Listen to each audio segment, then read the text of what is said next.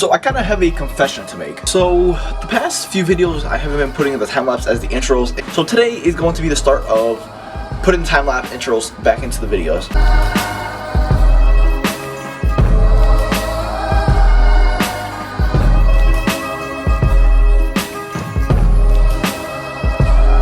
Getting ready for the gym. We got another max effort day, as you can see by the title, Spoto Pressing. Now, I'm going to go into more detail on that when I get home from the gym and explain in more detail on what actually Spoto Pressing is.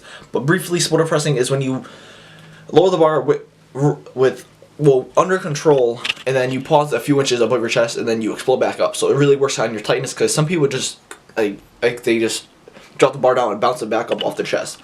Especially in competition, this will have a carryover into my competition. When I go back to pausing, it will definitely help a lot. So it's the first time I'm ever doing it, so I have no clue what I'm going to be working up to. I'm just going to work up to a heavy single and then base my working sets off of that number. So I'm meeting Steve down there in about half hour or so. So I'm going to go get ready, and I'll see you guys in a sec. I don't know if you guys can really tell how dirty my car actually is, but it is filthy out since it's been getting all snowy out. So the gym attire we are going to be wearing today will be my orange Alphalete shirt, and then just a white pair of Nike shorts. But I'm obviously gonna be putting on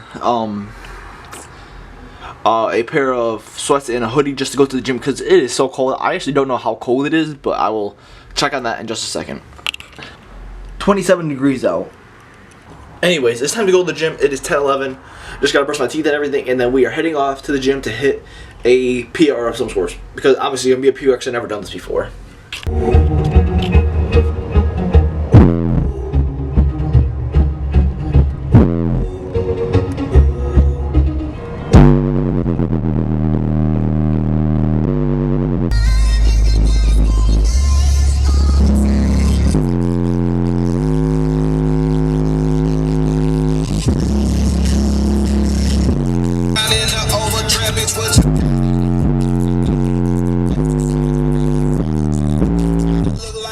On TV, you just colleges.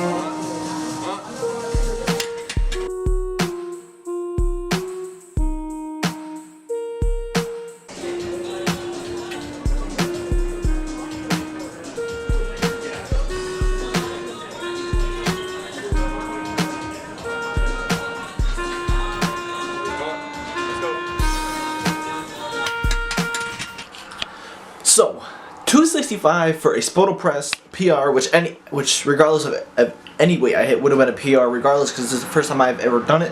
But like I said in the beginning of the video, I would go into more detail on what Spoto pressing actually is. So, the Spoto press is invented by Eric Spoto, who is I believe a world record bench holder. I'm not quite sure what his actual numbers, what his actual best bench in competition is. I'm not quite sure of that, but he invented the Spoto press. So the whole point behind the Spoto press is to keep control and keep tightness during the whole duration of the rep. Because some people, they unrack it, they're nice and tight, but then they control it halfway down, and then they just plop it, and then they bounce it back off the chest.